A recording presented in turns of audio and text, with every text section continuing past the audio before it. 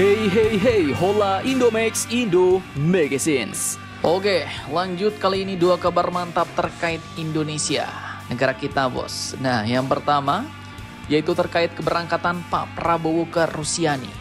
Namun di balik hal itu ternyata ada kabar yang cukup mengejutkan. Ternyata Pak Prabowo dikabarkan telah membatalkan agendanya untuk memenuhi undangan ke pertemuan kelompok negara-negara maju barat yaitu G7 demi bisa bertemu Pak Putin di Rusia. Nah loh, ada apakah gerangan yang terjadi? Mengapa Pak Prabowo lebih memilih Pak Putin daripada ke kelompok negara-negara barat G7? Apakah Indonesia kini lebih condong ke Rusia? Setelah ini kita kupas. Kemudian kabar kedua nanti datang dari kerjasama baru untuk alutsista seperti rudal baru dan drone antara Turki dan Indonesia yang kemarin diumumkan selama Indo Defense di Indonesia. Nah, rudal dan drone apakah itu? Penasaran beritanya? Cus, mari kita bahas berita lengkapnya satu per satu bosku. Oke, jadi yang pertama kita bahas kabar mengenai Pak Prabowo yang batal ke pertemuan kelompok negara-negara maju barat yaitu G7 nih bos. Padahal undangan ke Pak Prabowo ke KTT G7 ini pun disampaikan langsung oleh PM Kanada, Mr. McCartney pada Jumat 6 Juni 2025 kemarin langsung. Nah loh, gimana tuh? Apakah ini artinya Pak Prabowo lebih condong ke Rusia? Nah, jadi admin pun nggak ngarang-ngarang nih bos. Dikutip dari banyak sumber berita berikut, dapat kalian baca sendiri. Pak Prabowo pun memang benar-benar membatalkan agendanya ke KTT G7 dan lebih memilih menemui Pak Putin di Rusia. Dan terkait hal ini, juru bicara Kementerian Luar Negeri Indonesia Bapak Roy Sumirat pun akhirnya memberikan penjelasan mengapa Pak Prabowo lebih memilih ke Rusia daripada kumpul-kumpul bareng dengan para pemimpin kelompok G7 seperti dari Amerika, Inggris, Prancis, dan Jepang. Bapak Roy pun menjelaskan bahwa pembatalan Prabowo hadir dalam KTT G7 karena telah memiliki janji lebih awal untuk memenuhi undangan dari Presiden Rusia Vladimir Putin bos. Bapak Roy mengatakan bahwa Pak Prabowo sudah menelpon secara langsung sang pengundang yaitu Perdana Menteri Kanada Mr. McCartney karena tidak bisa memenuhi undangannya. Dalam percakapan itu, kata Roy, Bapak Prabowo tetap menyampaikan dukungan terhadap penyelenggaraan KTT G7 dan mendorong penguatan berbagai kerjasama antara G7 dan negara-negara non-G7. Nah loh, jadi jelas nih bos, jelas mengapa Pak Prabowo nggak datang ke G7.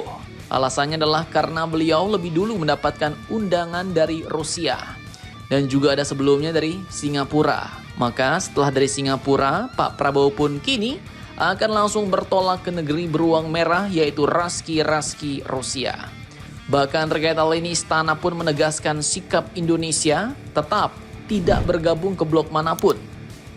Kepala Kantor Kepresidenan Bapak Hasan Nasbi kepada wartawan di kantornya pada Senin 16 Juni 2025 kemarin mengatakan seperti ini bos.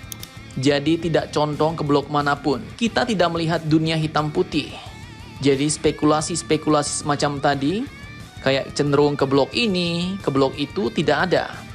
Hasan mengatakan Indonesia akan bergabung ke forum manapun berdasarkan kepentingan nasional dan bukan berdasarkan hubungan baik atau buruk dengan negara-negara lain, ujar beliau.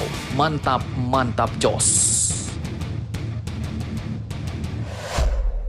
Oke, jadi baru-baru ini ternyata ada lagi bos, dua kesepakatan rudal antara Turki dengan Indonesia. Jadi admin kutip dari media asing asal Turki yaitu Turkish Minutes dan Anadolu Agency baru-baru ini mewartakan bahwa kontraktor pertahanan asal Turki yaitu Roketsan telah menandatangani dua perjanjian dengan PT Republik Defense Indonesia atau RDI untuk pasokan dan produksi bersama rudal anti kapal Atmaka. Nah, jadi katanya ada dua perjanjian nih bos. Nggak cuma sebagai pemasok rudal, tapi ada perjanjian produksi bersama.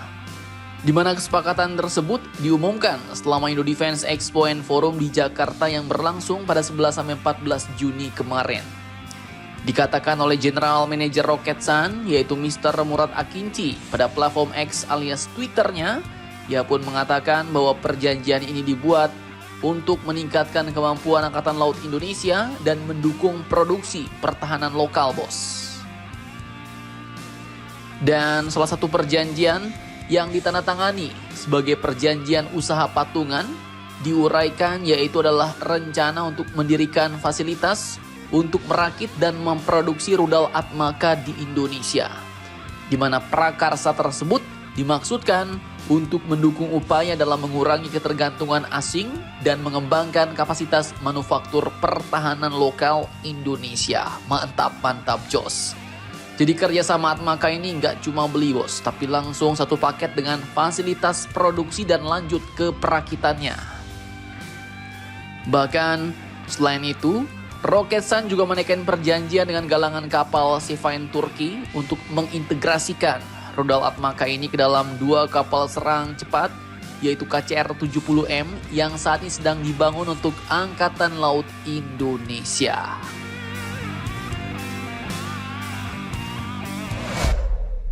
Nah, selain itu dari TNI Angkatan Laut, ini Puspenerbal nih, dikatakan juga mau nambah drone lagi dari Turki bos.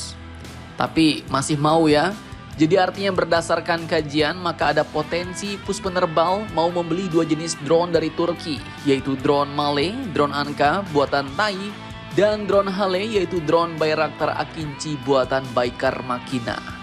Dan jika jadi maka akan ada tambahan lagi nih kontrak baru untuk tambahan drone dari Turki bos. Dikutip dari Indonesia Defense Magazine, baru-baru ini Kepala Dinas Penerangan atau Kadispen Puspenerbal, Kolonel Laut KH Rohman Arif dalam keterangannya mengatakan bahwa Komandan Puspenerbal baru-baru ini telah mendapatkan pemaparan teknis terkait kemampuan dan potensi pengadaan pesawat nirawak atau UAV Anka dan Akinci dari Turki sebagai bagian dari penguatan kekuatan udara taktis Puspenerbal. Nah, jadi sepertinya Angkatan Laut kita juga akan meningkatkan kemampuan perang udaranya nih bos, dengan drone canggih seperti Bayraktar Akinci. Di mana memang drone ini pun disebut-sebut memiliki kemampuan tinggi dengan daya tahan lama, dapat menyerang sasaran di darat dan di udara, serta mampu melakukan manuver yang mirip dengan jet tempur yang memiliki kemampuan untuk membawa berbagai muatan senjata. Artinya drone Akinci ini pun dirancang untuk mampu melakukan pertempuran udara bos, melawan drone-drone tempur lainnya ataupun bahkan untuk melawan jet-jet tempur lain. Tak cuma itu, drone ini pun juga telah dirancang untuk melakukan berbagai operasi yang mendukung jet tempur yang dilengkapi dengan sistem komunikasi satelit ganda, radar udara ke udara, sistem pendukung elektronik, radar penghindar tabrakan, dan radar apertur sintetis. Mantap, mantap, jos. Dan mungkin ada yang bertanya-tanya nih dari kalian, mengapa kok sekarang untuk alutsista sepertinya Indonesia semua maunya dari Turki ya kan? Nah, terkait hal ini, Kemhan pun pernah mengatakan di akun X Kemhan RI pada Juni 2024 lalu bahwa pengadaan pesawat tempur tanpa awak dari pabrikan Turki ini dimungkinkan karena Baykar Teknologi dan Turkish Aerospace Industries bersedia bekerja sama dengan PT Dirgantara Indonesia untuk melakukan transfer of teknologi. Mantap, mantap, jos.